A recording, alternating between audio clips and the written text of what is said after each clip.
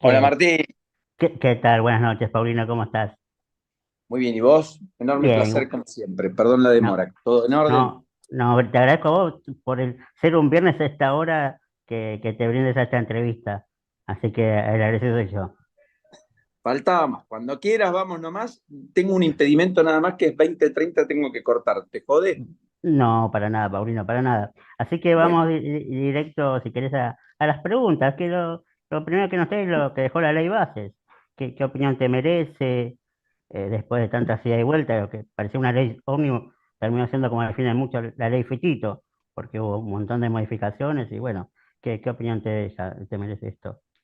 bueno, lo primero es que más allá de que haya sido una ley que le quitaron 434 artículos desde la redacción original a fines de enero a lo que se vio plasmado en la realidad en el Senado esta semana, no deja de ser una ley que tiene elementos de lógica hacia la cual el gobierno impulsa la dinámica económica en materia hidrocarburífera, en materia de incentivo a la inversión a través del RIGI, en materia laboral a partir de las modificaciones que se han establecido, los beneficios para la clase media parciales respecto a autónomos y monotributistas en particular, con el aumento sustancial en términos de montos máximos de facturación para tanto prestadores de servicios como personas físicas.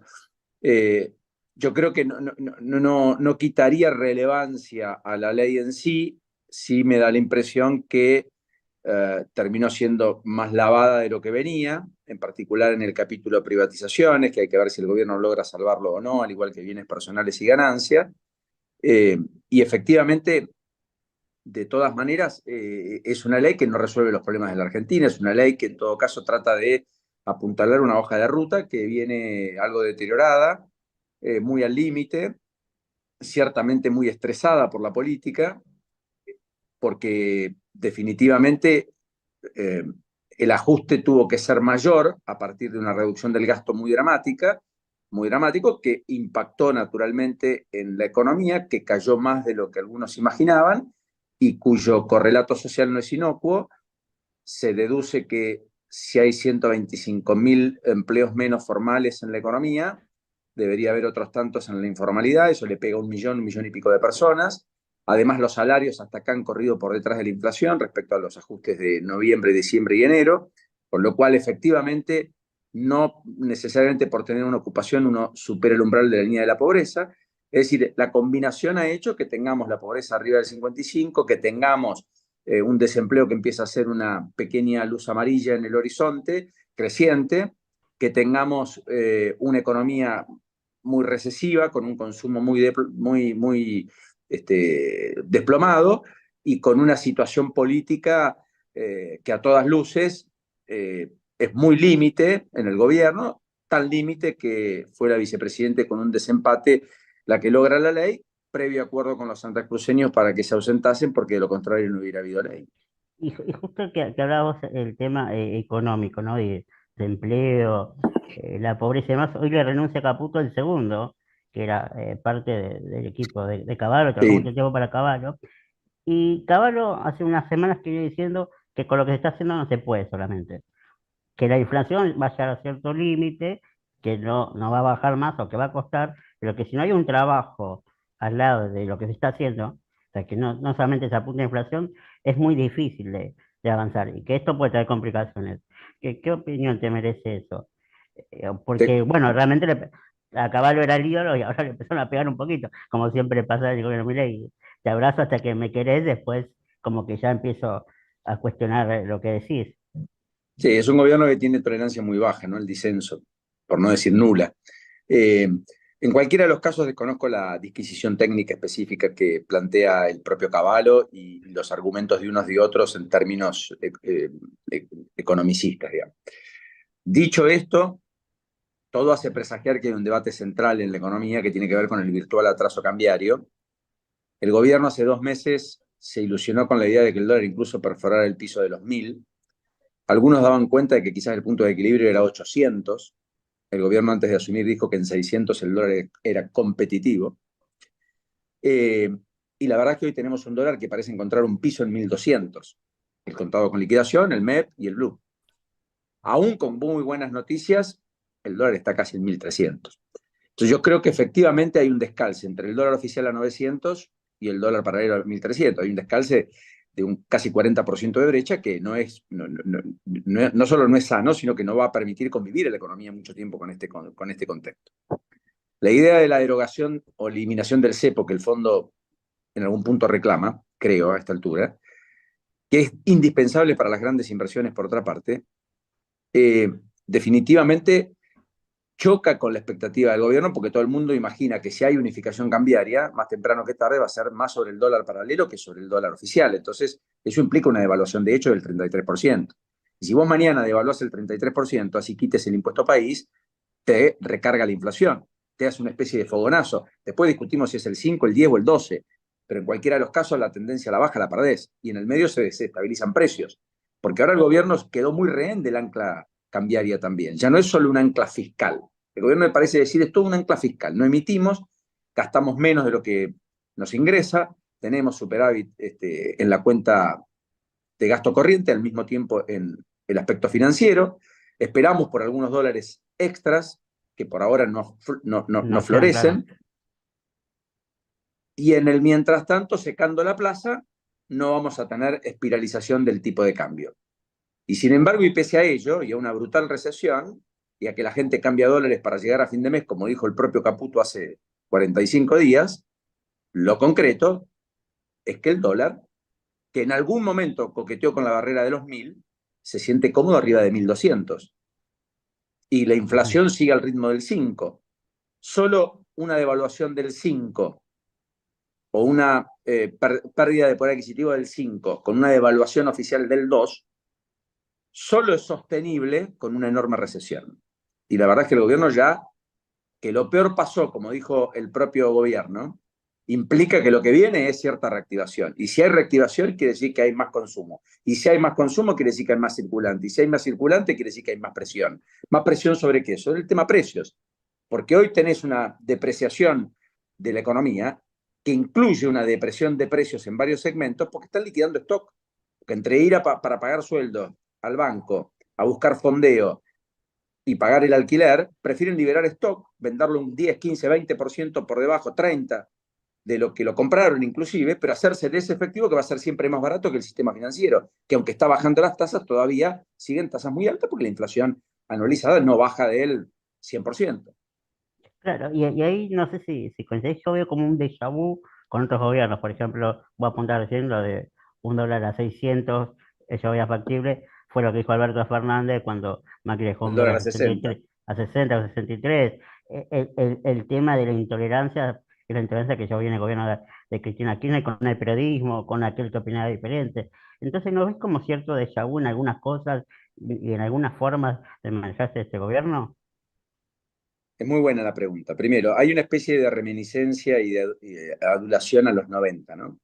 Y hay simbología de los 90. Clima de época. Desde el apellido Menem para abajo, todo se parece un poco a reformas, privatización, apertura, libre cambio, alianza estratégica con Estados Unidos. Ahora, dicho esto, la conducción no tiene nada que ver con Menem. Es decir, Milei no tiene ningún atributo similar a Menem. Puede tener un fenómeno carismático, sí, pero luego Menem era un seductor de la política. Jamás tuvo la osadía de cuestionar a un adversario. Aún al peor. Fue el de los indultos y el punto final. Fue el del pacto de Olivos con su principal adversario político para reformar la Constitución. Fue el que ponía la otra mejilla ante cada cuestionamiento. Fue el que recibía a los que protestaban para luego, cuando salían, hablar bien del presidente.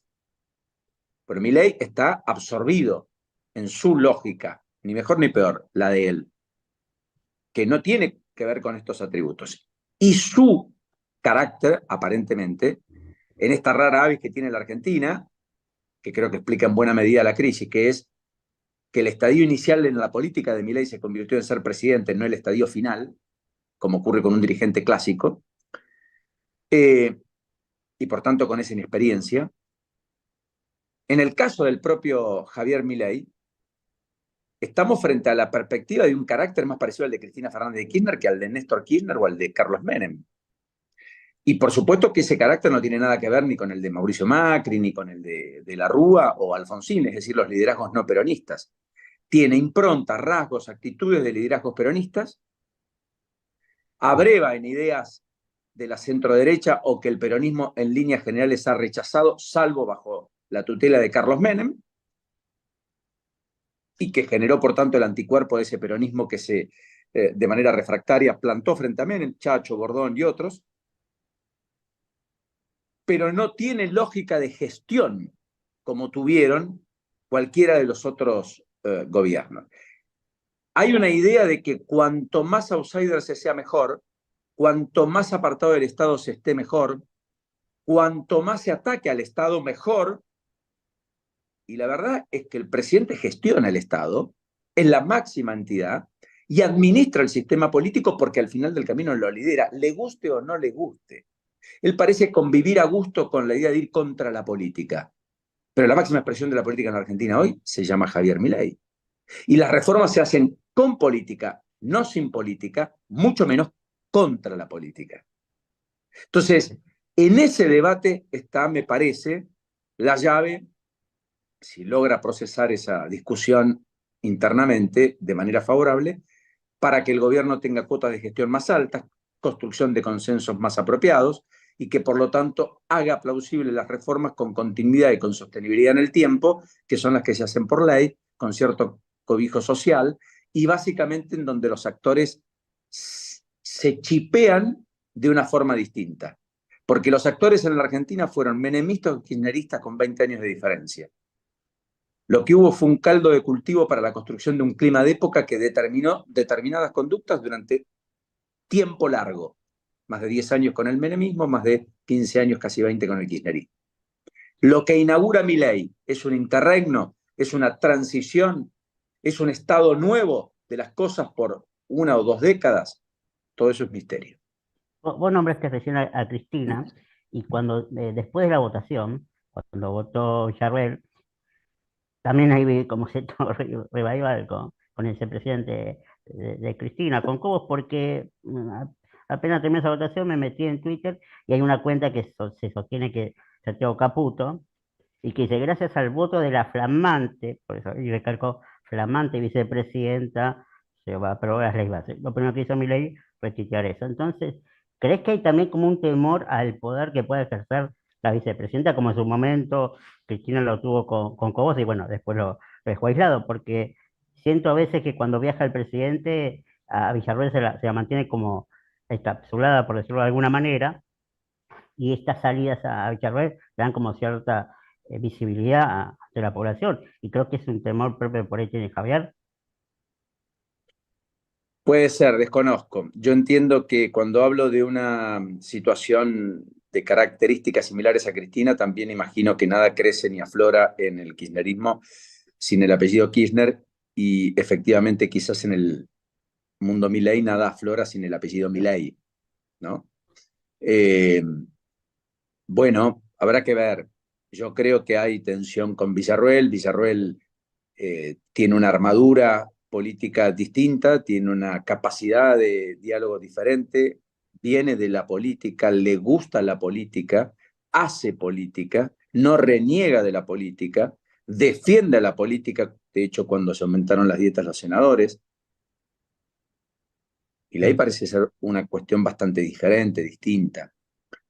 Lo que digo es, el presidente puede saber mucho de una materia, en este caso economía si se quiere. Lo que no puede es renegar de la función como tal de presidente. Victoria Villarroel puede saber mucho de seguridad o de Fuerzas Armadas o de lo que vos quieras, pero lo que no puede renegar es de su función y su rol como presidenta del cuerpo, del Senado y vicepresidenta de los argentinos. Yo creo que ella está más ambientada al cargo y al rol que él, pero él es el líder al que la gente fue a elegir, fue a votar, porque era el distinto, porque logró contagiar, porque empezaron los chicos a hablar de cosas que no hablaban, y porque parece empezar a poner la vara más alta respecto a algunos debates o instaurar al menos los límites sobre los cuales se va a mover la política de ahora en más. Ejemplo, equilibrio fiscal, ejemplo, apertura de la economía, ejemplo, un Estado más limitado, no grandilocuente ni todopoderoso, ejemplo, menos regulaciones, ejemplo, más más participación del sector privado, más concurrencia entre público y privado, más descentralización de la toma de gestión. Le tira por la cabeza a los gobernadores las rutas nacionales. Es decir, yo creo que hay un poco de todo eso. No quiero quitar mérito a eso, que no es poco, es un montón, pero Mm. advierto, para que eso sea sostenible hay que hacer política. No lo digo por ser politólogo y porque me apasione, sino porque así son las cosas, nos pueden gustar más o menos. Sí, pero estamos en una sociedad de democracia donde se hace política y hablando de política, el tema corrupción, ¿no? Porque se apunta mucho al económico, pero la sociedad de vuelta volvió a ver el tema corrupción con la propuesta del hijo del presidente. ¿Qué opinión te merece eso? Porque es algo a viva voz de todo el manejo que tiene el hijo con causas y demás, y cómo hay cierto negocio entre rosca, como se dice habitualmente en la política, que a Milei no le gusta, pero se hace con la propuesta del hijo y sigue sosteniéndolo. Bueno, hay muchos claroscuros, digamos, en esa lógica. La idea de hacer un culto de la transparencia, siempre lo bueno es mirarlo al final del camino, nunca al principio. Nadie dice soy corrupto. Nadie dice voy a cobijar a aquel que haga mal las cosas en tanto y en cuanto sea mi amigo. Eh, por lo tanto, yo le doy crédito, ver para creer.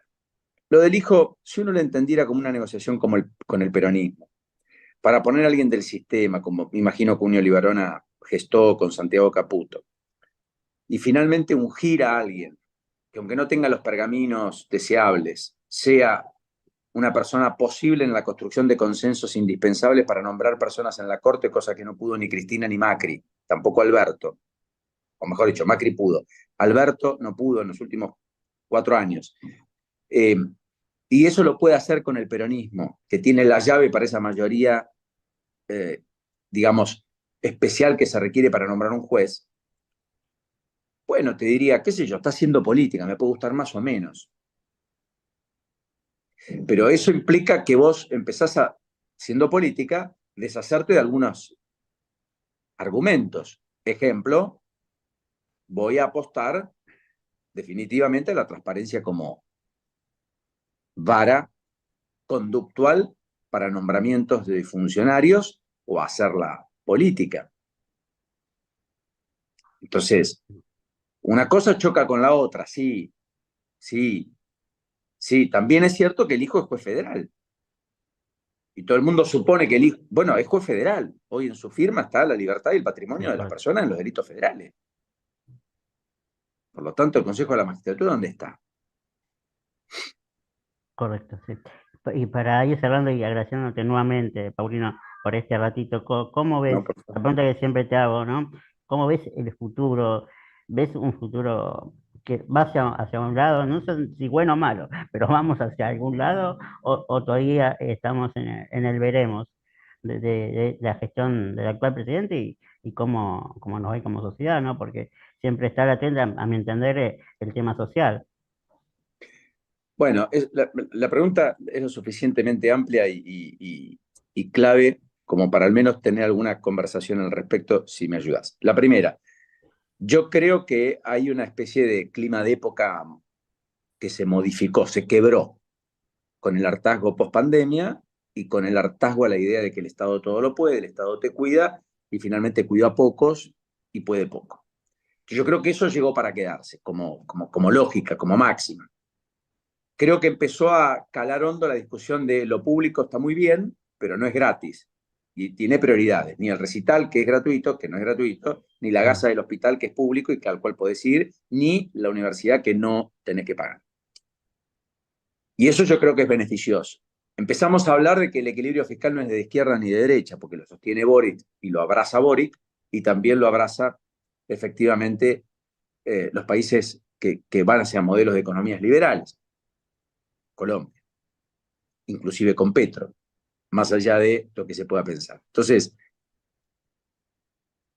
eso yo creo que llega para quedarse, más o menos. Llega para quedarse la idea de que hay un sistema político que fracasó y que por tanto todo lo conocido es parte de el fracaso y por lo tanto es parte más del pasado que del futuro. Y eso puede generar un recambio generacional en la dirigencia gremial, con los próximos 2 o 3 años, tal vez de diputados y senadores, quizás de interlocutores en la dirigencia sindical, pero también en la dirigencia empresaria.